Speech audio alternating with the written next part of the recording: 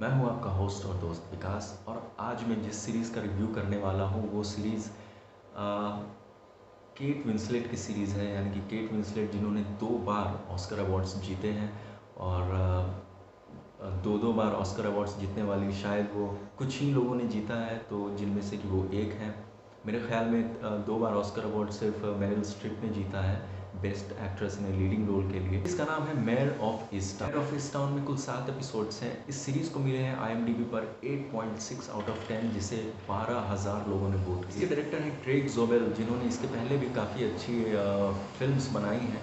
और इस सीरीज़ की जो एग्जीक्यूटिव प्रोड्यूसर हैं वो भी हैं केट विंसलेट। आते हैं सीरीज़ की कहानी पर। सीरीज़ की कहानी है मेयर शीहैन की। मेयर शीहैन एक छोटे से कस्बे यानी कि ईस्टटाउन शहर की एक डिटेक्टिव होती हैं। और वो अपने उन्हें लेडी हॉक के नाम से भी जाना जाता है, यानी कि जब वो अपने कॉलेज के दिनों में थी तो वो लेडी हॉक के नाम से जानी जाती थी। वो स्कूल में स्पोर्ट्स में काफ़ी अच्छी थी, बास्केटबॉल में काफ़ी अच्छी थी, तो उन्हें लेडी हॉक के नाम से भी लोग जानते हैं। I want to thank everyone for joining us to celebrate the proudest moment in Easttown sports history. And finally, Miss Lady Hawk herself, Mayor Sheehan!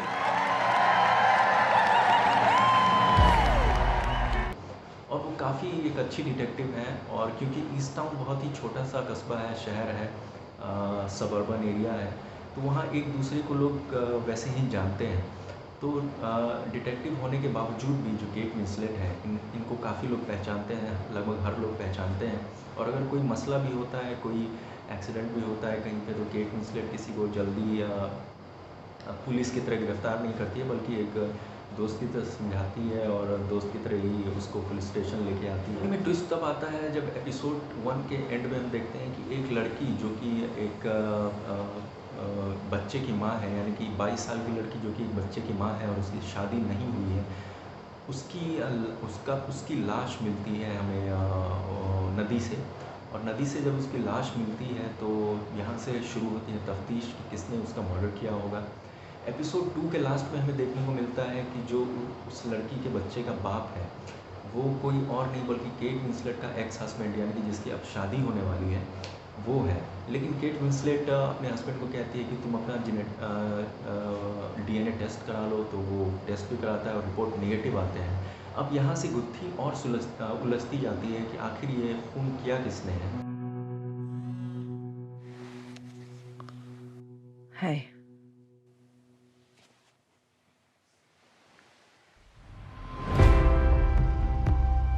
The Easttown Police Department received a call reporting a dead body in Freedom Creek. We've decided to bring in a county detective to assist with the case. How do you like? यहाँ हम फिर देखते हैं जब story flashback में जाती है तो केट विंसलेट का हम देखते हैं कि उसके बेटे ने खुदकुशी कर ली थी।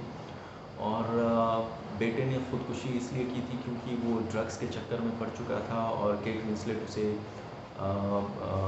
घर में समझाने की कोशिश करती है, जिससे वो तंग आकर खुदकुशी कर लेता है। फिर हमें दिखाया जाता है कि केट विंसलेट अपनी माँ के साथ रहती है। उसकी एक छोटी बेटी है जो कि एक बहुत ही होनहार स्टूडेंट भी है, और उसका एक ग्रैंड चाइल्ड है, यानी कि जो जिस बेटे ने खुदकुशी कर ली थी उसका बेटा। तो यहाँ हम देखते हैं कि वो उसकी फैमिली भी काफ़ी डिसफंक्शनल है, यानी कि वो अपनी फैमिली से भी खुश नहीं है और वो डिटेक्टिव का जॉब भी कर रही है।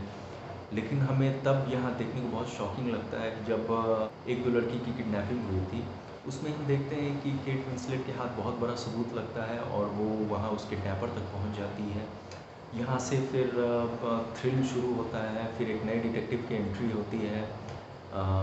देखते हैं कि वो केट विंसलेट के साथ रहता है, केट विंसलेट को उससे प्यार भी हो जाता है।